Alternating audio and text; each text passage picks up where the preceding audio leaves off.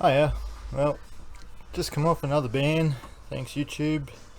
They didn't like some content I reposted 6 months ago. Anyway, moral of today's story is the Queensland government want to institute remote quarantine camps, staffed and run by the military. I would imagine guarded by the military as well. Um, this is such a crazy bad idea. Um, for those of you out there who know some history, Auschwitz, Treblinka, the Gulag Archipelago, there's a massive list of remote camps uh, through history that have been run by socialist or communist or collectivist type of governments. Um, these have caused untold millions of deaths and human misery, and we should never allow that to be repeated. But the Queensland government and Queensland, well, not the Queensland media, but the media at large seem to be supporting this idea of these remote quarantine camps. So the military will run it, staff it, guard it. I would imagine transport people out there. So the ADF had become the new Stasi or the new SS, or there's a bunch of historical parallels that we could use at this point. It's pretty fucking scary because once these camps are approved, it's very, very easy to repurpose such a facility, and the military, being that they are order followers, don't ask questions, just obey. Of course, the brainwashing and indoctrination and everything else, and that the recruits who volunteer to join the ADF, it's basically beaten out of them to not question authority. So they'll guard the trains, they'll guard the well, we'll call them inmates at this point. They won't ask questions, they won't do anything wrong, and if somebody was to escape from one of these remote quarantine facilities, where the fuck are they going to go? I mean, these places are in the middle of bugger all. So unless you can live off the land bush tucker man style, you got pretty slim chances of surviving just the Australian environment. And then you'd obviously have the military out there hunting down humans, and hunting humans is the ultimate sport, they say. So yeah, I would encourage any and all Queenslanders, Australians, international people, fuck it, anybody out there, stand up and say no. This is a massive violation of human rights. It's unethical, and your taxes will be paying for it. So stop paying your taxes, perhaps. There's a lot of things you could do. Do not resort to violence, because that's kind of what they hope for. Oh yeah, if people start being violent, well, we can crack down on all sorts of things. I mean, look at America at the moment.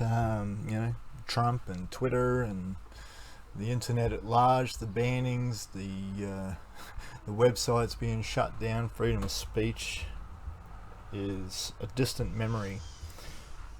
Coming off a 1 week ban is also a real life example in my world.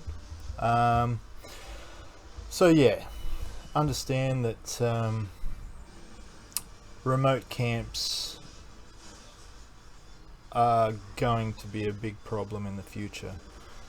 At the moment, it's purely a quarantine camp, but what's to say that right-wing people are suddenly the target of this week's media, government, 2 minutes of hate. So then we'll have people getting rounded up and shipped out there that are politically unstable. And then, you know, we'll have the fags and the Jews and the invalids, the mentally handicapped, the physically handicapped. You know, it's a long list, and there is historical precedence which backs this up. It's a bad idea. Okay. So yeah, if you think you're a decent person, you should be standing up against this. The government and the media were calling for backpackers to be shipped out to these type of places to be used as slave labor on farms. What was that? 2 weeks ago. A little while before that, we had Alan Jones, you know, the golden microphone, the voice of Australia, calling for old people and others to be used as slave labor on farms in the outback and other inland areas. So you can see that they've been slowly putting the ideas out there, and honestly, you guys have got to figure this shit out and start saying no, because I don't want to have to tell you again, I told you so. But anyway, peace out, be awesome, stay excellent, and have a most awesome day. I will tack a little video on the end here just for historical context, in case anybody out there doesn't know their history very well. So yeah, enjoy. Have a beautiful day. Bye.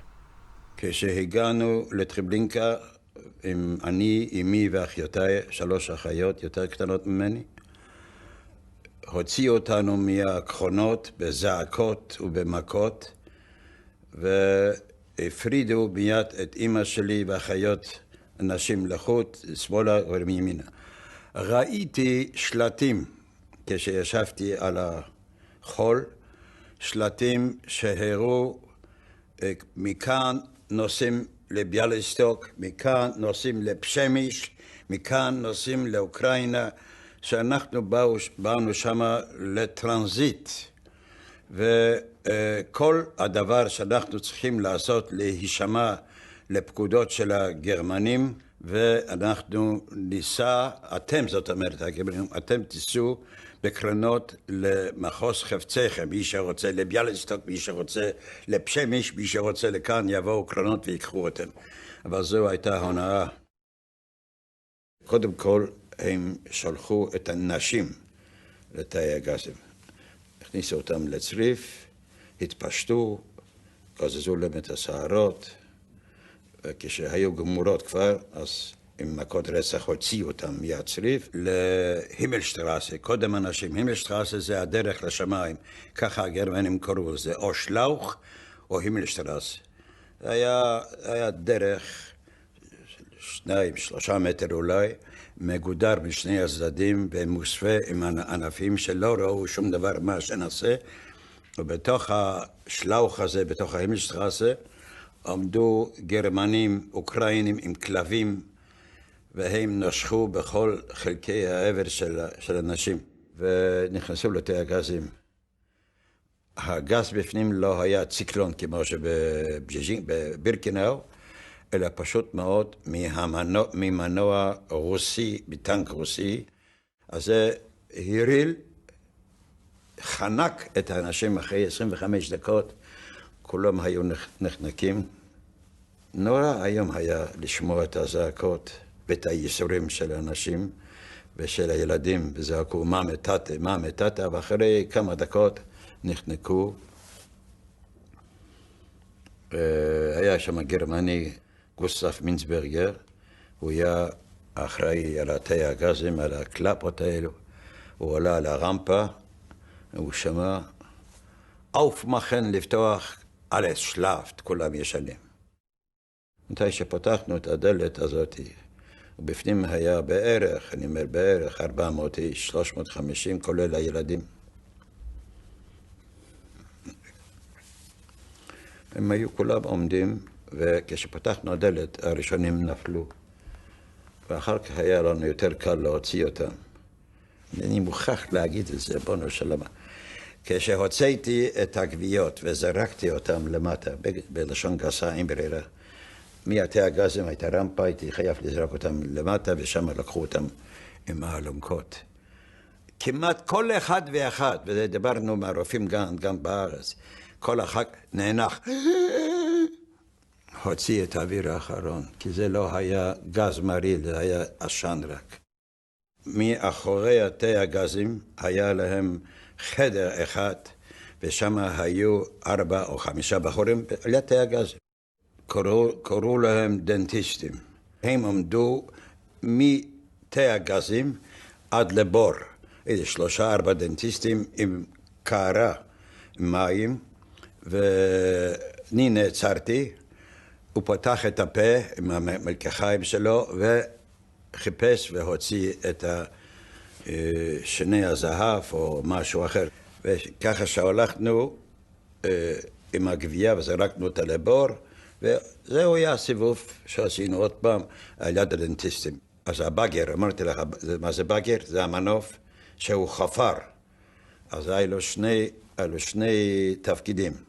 פעם אחת הבאגר הזה חפר את הבורות, ופעם השנייה הוא הוציא את החלקי גוויות מהבורות. זרק אותם על החול, ואנחנו הבאנו אותם למשרפות. משרפות היה פסי רכבת, היו מונחים על בטון, ועל זה היו מונחים הרלסים. אנחנו קראנו לגרילים, וזרקנו את זה, את החלקי גוויות, על הגרילים האלו, ועם גפרור, הכל נשרף. וככה למדנו שם, הגרמנים מאוטו הורן, הוא היה ליד המשרפות, אז הוא לימד אותנו שקודם כל לשים חלקי גופות, הכל היה רקוף, אבל ראינו עוד ילדים או נשים הראשונים, ועליהם יתר. וזה עם גפרור הדלקנו, וזה בער כל הלילה, כל הלילה.